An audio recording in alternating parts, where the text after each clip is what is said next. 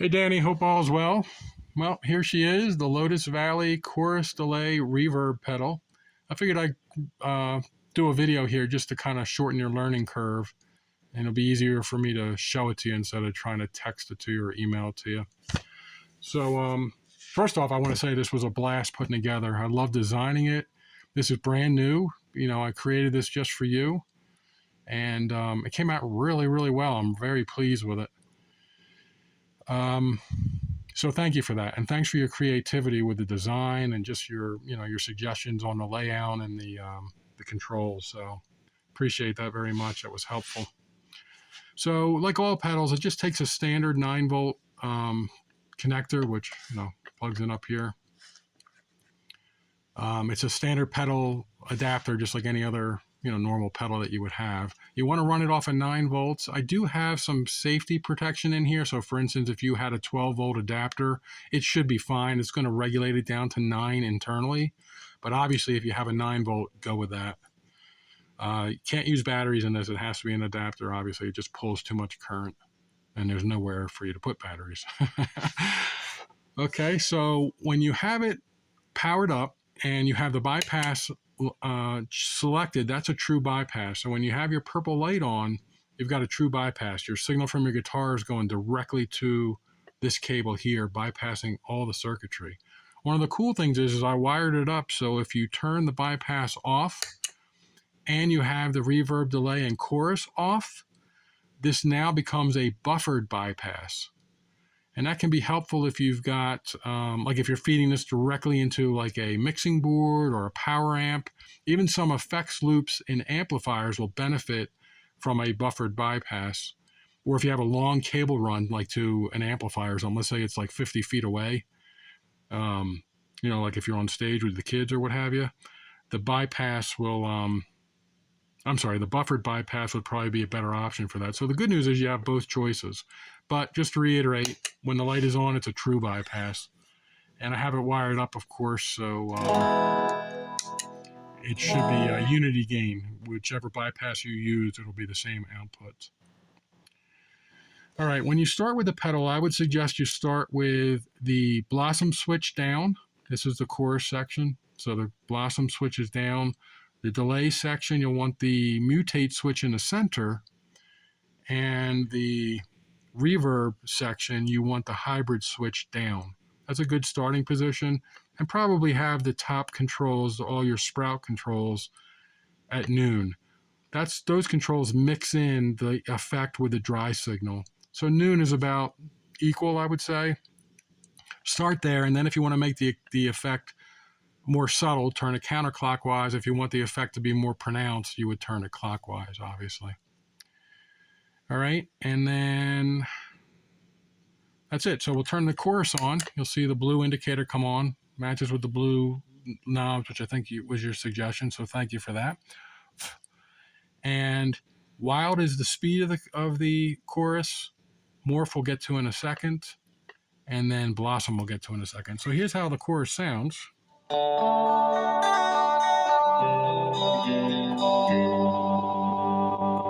That's the normal chorus sound, like any typical chorus. It sounds really good. But I've also added this blossom switch, which feeds some of its signal back into itself and creates a more intense chorus effect and almost adds like a metallic trails running in the background. It sounds pretty cool. So the lower position, there's no feedback.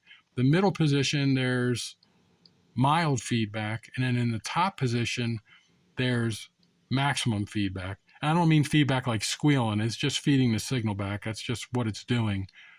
But I'll show you down and up so you can get the extremes between the two. So maximum feedback will sound like this. If you hear that, it's almost adding like its own reverb. It's really, really kind of cool. And, you can figure out how much you want that in the mix with the sprout control, and you can back off the wild and or adjust the morph, which will really change that tone. In fact, let's do the morph right now. I'll leave the speed where it is. The morph is changing the sine wave of the LFO. Right now, counterclockwise, it's a typical chorus, which is symmetrical. As you turn it clockwise, it's going to get more asymmetrical.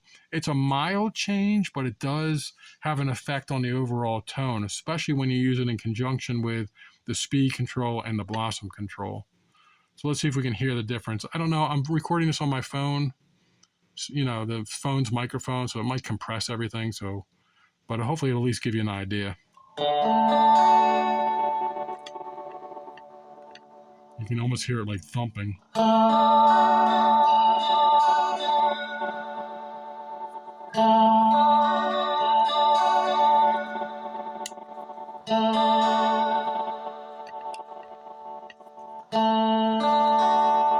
I don't know if you could hear it, but it almost adds like thump or throb to the actual LFO. So, but for a typical normal chorus sounds, keep it counterclockwise and then keep the blossom either down or in the middle. Those will be a mild chorus. A more extreme chorus, of course, push the blossom all the way up. All right, let's move to the delay. Again, start with the mutate switch in the center. When you first turn the delay on, of course, if germ is counterclockwise, there'll be no delay because that's setting the time of the delay. And clone is setting the repeats, the number of repeats. So with both of these counterclockwise, there won't be any delay effect. We'll turn the germ up and we'll get our delayed note.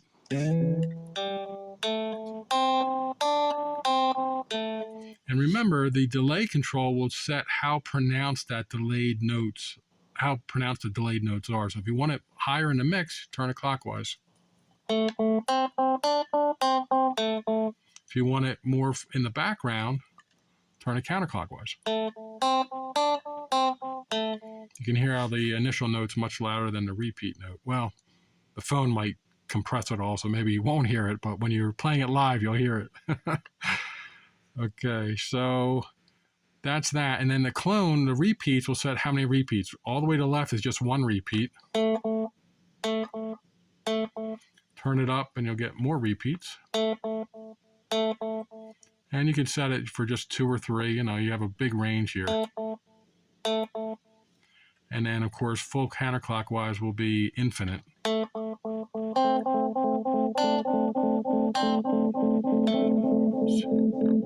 When it gets too much, you just back it off a little bit.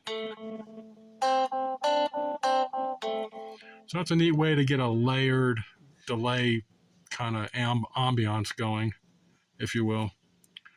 So that's that. Now the mutate is interesting because it's going to modulate the repeated notes based on your picking dynamics. The harder you pick, the more warping you're going to get to the repeated notes.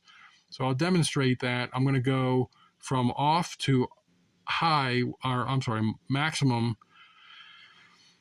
by pushing the switch up. But let's hear it first with it off. And pay attention to the repeat notes. Let me turn them up so you can hear them. Now I'm going to warp it by turning the mutate on high. You hear what it's doing? It's like warping that repeated note. And the harder you pick, the more it's going to warp it. So if you pick lightly, it'll only warp it a little bit.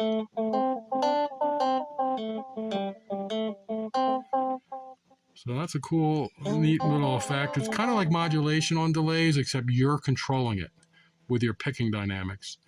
So the down position is a more mild modulation, and then the up position is maximum modulation. All right, so that's it for that. So the reverb, again, start with a hybrid switch down. And what that's going to do is going to act like a standard reverb. It's going to apply the reverb to the original signal coming into it. So the whole signal is going to be, the reverb will be applied to it. Sorry, talking backwards. You can hear it like on the first note, and the reverb's there. You want a more lush sounding or more pronounced, you turn this up just like the other controls. You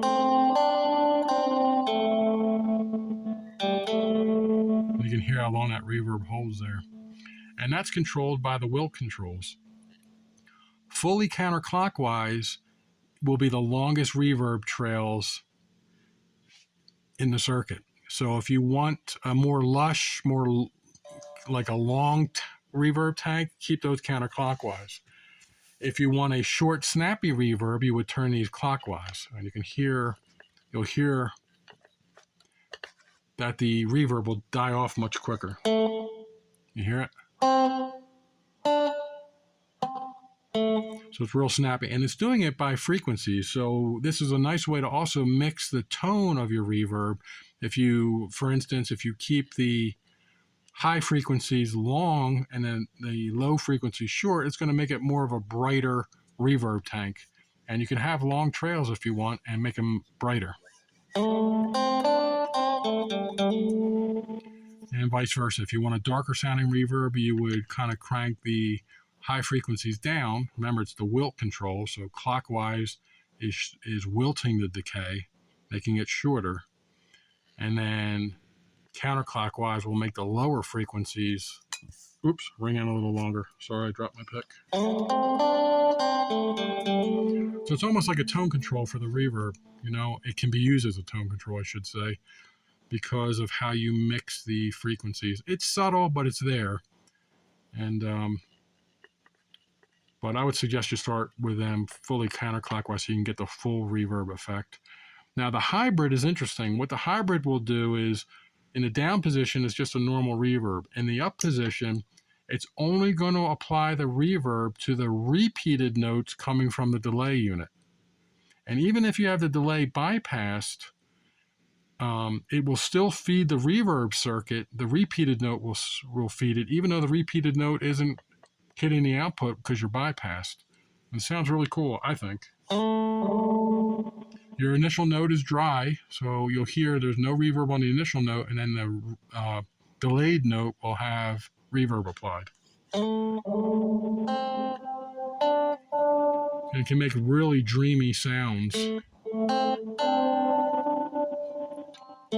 And to get the full effect, you would have both of these on, of course. You'd have the delay on, so now the delay is actually passing through. The entire delay is passing through.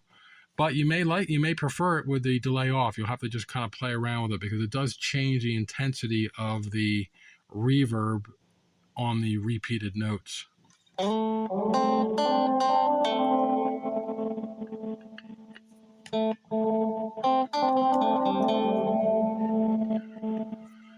So,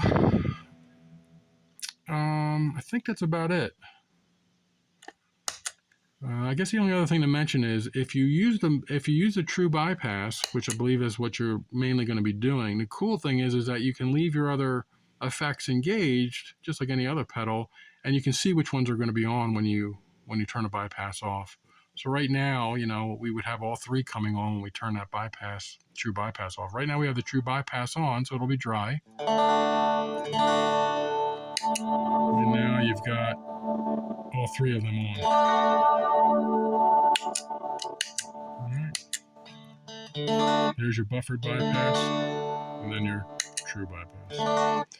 All right, sorry, I didn't really plan this ahead of time, but I wanted to give you a quick view of this just to get an idea of what the switches and controls do. I hope that makes sense. If not, just give me a shout, and I'll do the best I can to help you over the phone. And can't wait to hear your feedback. All right, Danny.